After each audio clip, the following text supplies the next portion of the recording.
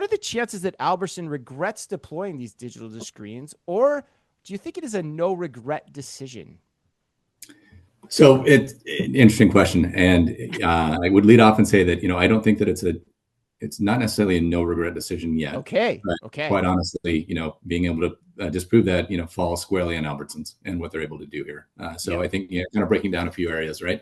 So there's no arguing that retail media is one of the fastest growing ad segments. So as retailers are now competing for more share of that spend on behalf of their brand partners, they've got to put forward the compelling value proposition.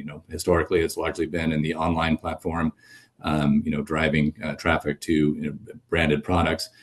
This now, is a more meaningful way to kind of bridge that gap and bring the digital into the physical. But with that being said, what's going to be imperative for Albertsons to succeed in is demonstrating that they're in lockstep with the brand's vision. They know who the target customer is, and they're able to put forward relevant and meaningful content that truly does engage and drive that point of sale conversion, which really was kind of what they're pinning their hopes on here, I think, with this investment.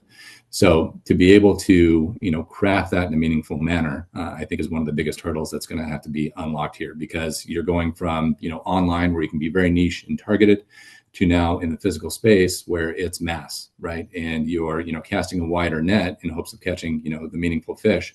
But the ability to frequently cycle that content, make sure it's right, relevant, and engaging with those customers, I think is going to be a bit of a challenge, right? In putting forward that direct, meaningful, and then tying that directly to an ROI and lift that you can quantify, and take to the General Mills, to the Kellogg's of the world, and demonstrate that we are moving the needle. This is a viable investment path for you.